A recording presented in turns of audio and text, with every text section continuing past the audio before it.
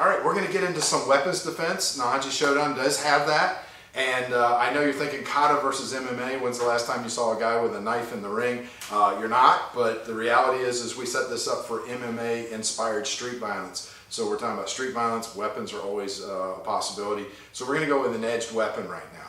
Okay, so can I get you, Junior? All right. Now, a few things to keep in mind. Number one, run. Number two, run. Number three, run. No. I like to keep what I call the 3 E's, okay? First E in my mind is when I think I have an issue of any kind, whether it's a weapon or not. Can I evade? Can I get out of there? Is there some way to escape?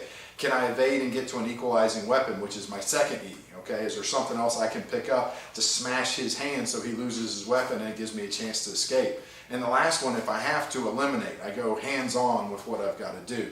So we're looking at this as being a hands-on situation. It's gotten to a bad spot. I can't negotiate. I don't have time. It's there, whatever's going on.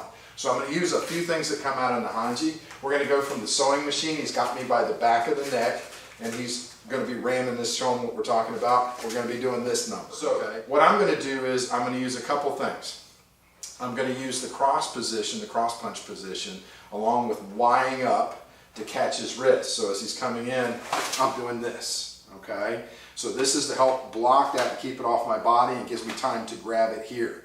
Next thing I'm going to do is use the chambering position, because one of the fallacies is if I think I'm going to hold on to this, if he's really trying to rip this thing out, it's one hand against his entire body. So watch.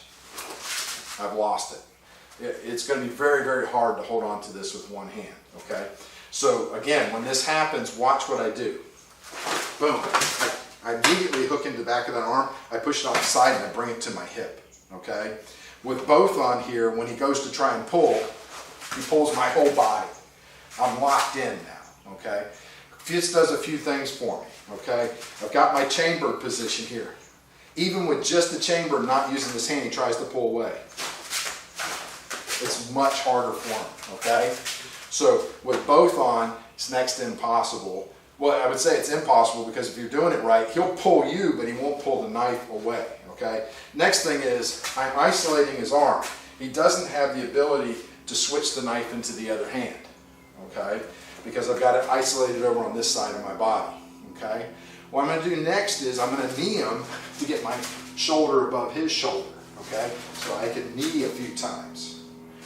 Then I'm going to swim over and go into the stacked hands position and figure 4 him, okay?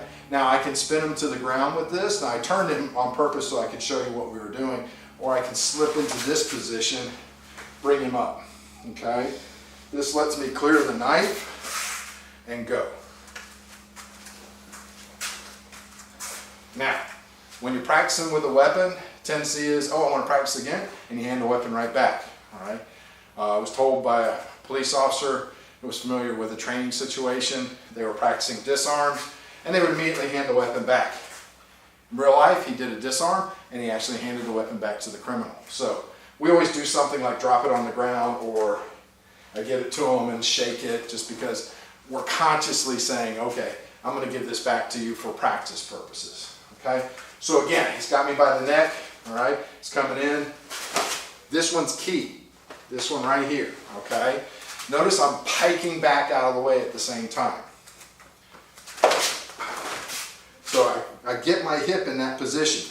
Notice I'm driving my hip up into that position. It should I catch it and he's already withdrawing, I want to be advancing towards him. I'll show you what I mean.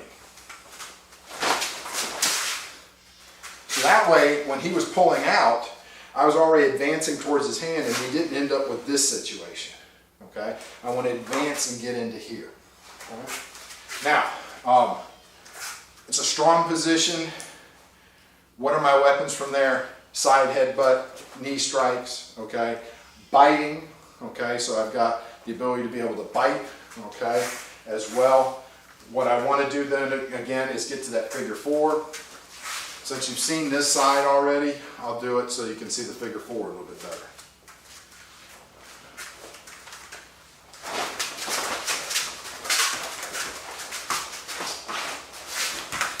Okay, and here we are in the figure 4.